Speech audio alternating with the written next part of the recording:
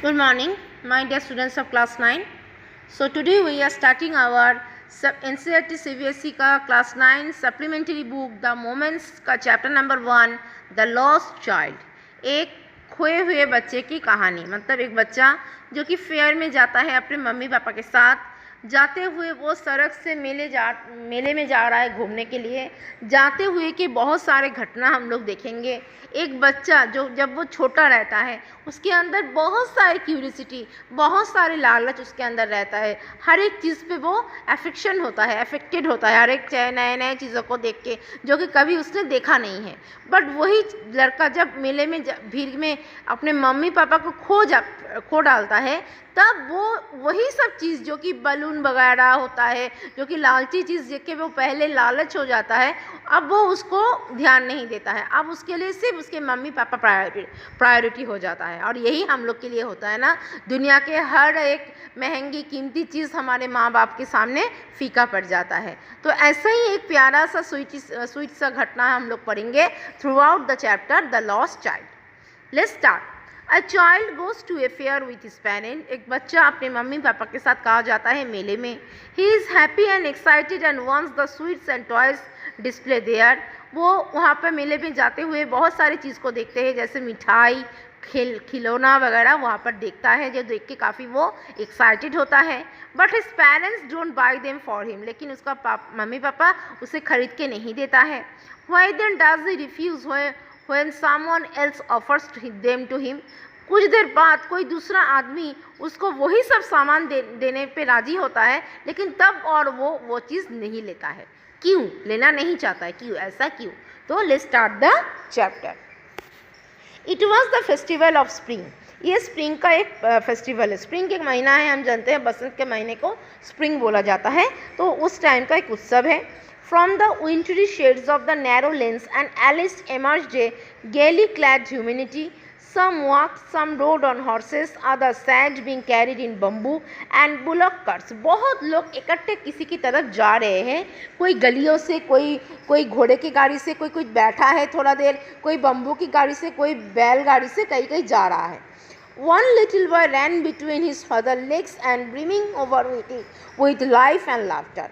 तभी एक छोटा सा बच्चा भी अपने पापा के पैरों के नीचे ही तरफ, मैंने बच्चा छोटा है, हाथ पकड़ता है तो बच्चा छोटा पापा के पैर के बराबर के लेवल का है।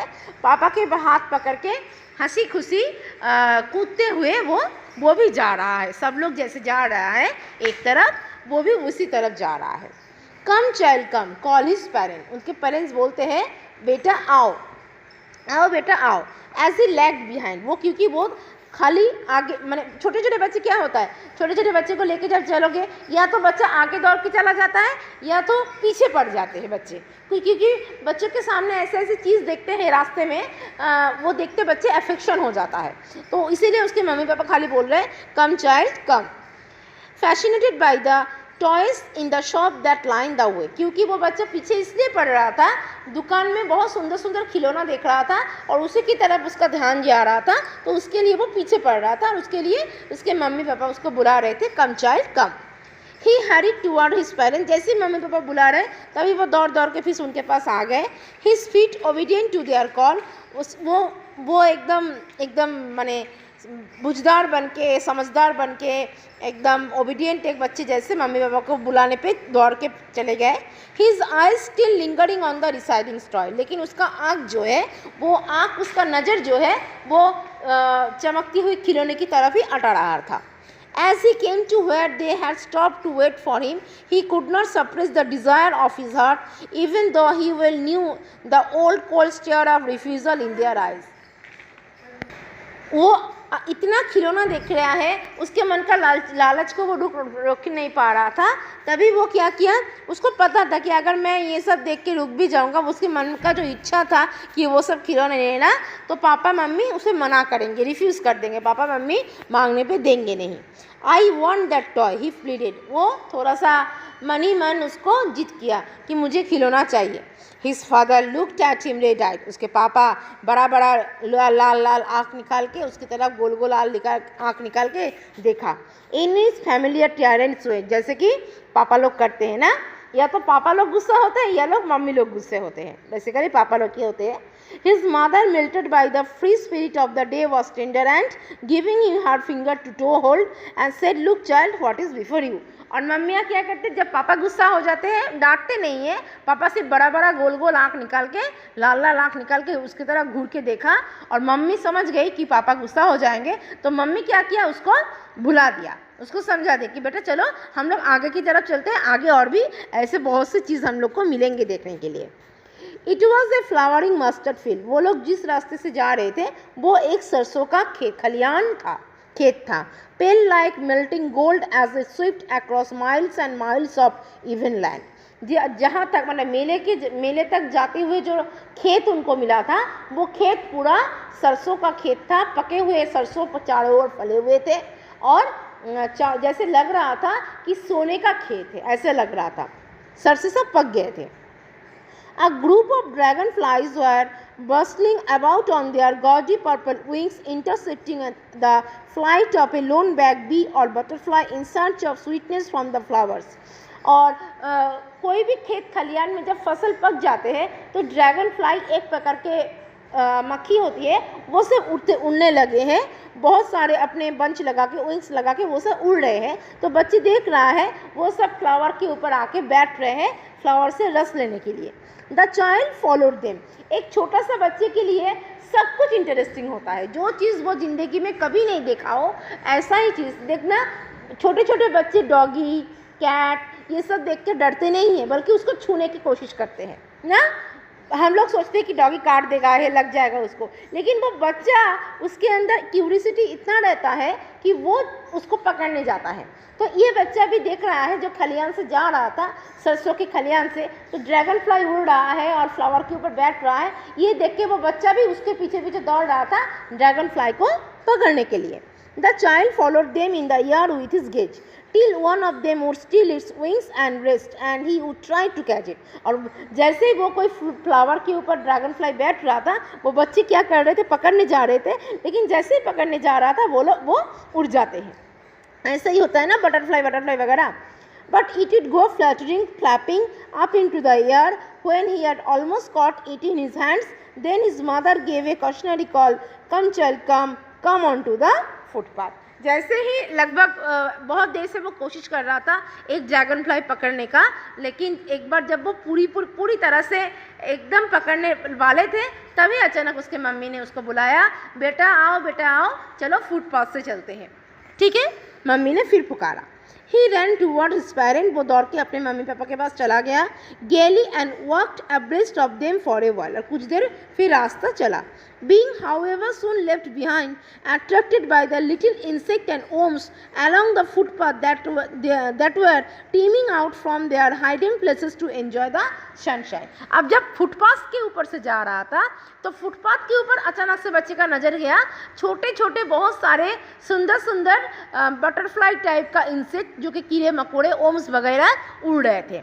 अब उसकी तरफ उसका ध्यान गया कि इसमें भी तो फुटपाथ को, जैसे फुटपाथ के ऊपर से जा रहे हैं, मतलब मान के चलो खेत, एक तरफ खेत है और खेत के किनारे इमेजिनेशन कर लो, खेत की तरफ सड़क है, तो सड़क में फुटपाथ बना हुआ है, उधर से जो वो लोग जा रहे थे, खेत में ड्रैगन फ्लाई उड़ रहा था, लेकिन खेत के फुटपाथ में क्या उड़ रहा है, छोटे छोटे कलरफुल बटरफ्लाई टाइप का इंसेक्ट, ओम्स टाइप का, वो सब उड़ रहे हैं। अब उसकी तरफ बच्चे का ध्यान गया।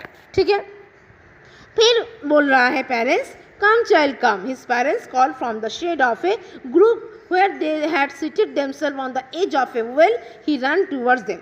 कुछ देर बैठने के बाद में पैदल चलने पे थोड़ा सा उसके मम्मी पापा थक गए थे, तो उसके मम्मी पापा थोड़ा सा दूर में एक ग्रुप मतलब एक बगीचा है जहाँ पर फ्लावर्स वगैरह रहते हैं, बगीचा बोला जाता है, तो उसके किनारे एक वेल था, कुएँ थे, एक कुएँ के किनारे थोड़ा सा रेस्ट ले रहे थे, बैठ गए थे और अपने बच्चे को बुला रहे थे, बेटा इधर आओ, हम लोग थोड़ा इधर बैठे हैं, तुम भी इधर आ जाओ।